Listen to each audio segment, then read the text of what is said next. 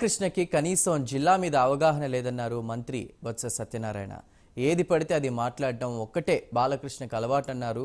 విద్యా వ్యవస్థ మీద అవగాహన పెంచుకుని మాట్లాడితే బాగుంటుందని, రాష్ట్రంలో విద్యా వ్యవస్థలో విప్లవాత్మకమైన మార్పులు చేశామన్నారు. భారతదేశంలోనే ఇంగ్లీష్ని బేసిక్ స్థాయిని 3వ తరగతి నుండే ప్రారంభించి ప్రైవేటు పాఠశాలలకి ధీటుగా ప్రభుత్వ పాఠశాలను తీర్చిదిద్దామన్నారు.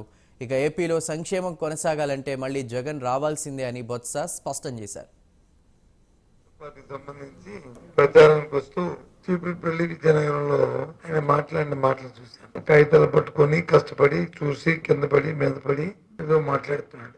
సినిమాల్లో ఎలాగైతే స్క్రిప్ట్లు చదువుతారో అదే లైన్ లో తెలుసుకున్నాడు. జీవితం గాని, వాస్తవ విషయాలు గాని, జరుగుతున్న పరిస్థితులు గాని, పరిణామాలు గాని తెలుసా బాలకృష్ణ నీకు? ఈ జిల్లా భౌగోళిక పరిస్థితులు గాని, రాష్ట్రంలో జరుగుతున్న ఈ 5 సంవత్సరాల్లో మా పార్టీ తీసుకున్న నిర్ణయాల మీద నీకు అవగాహన ఉందా? కళ్ళుండి చూసేవాడికి అది కనిపిస్తుంది, తినేవాడికి అంటే మగవాడికి కబోదికి ఏంటి తెలుస్తుంది. ఆ విధంగా ఉంది నీ ప్రసంగం. ఇటువంటి ఎప్పుడైనా సరే ఈ రాష్ట్ర చరిత్రలో ఎప్పుడైనా జరిగినాయా బాలకృష్ణ? చెప్పు. మీ బావ గాని మీ నాన్నగారు ఉన్నప్పుడు కానీ ఎప్పుడైనా జరిగాయి ఇవి? మీ బుర్రలోకి వచ్చిందా?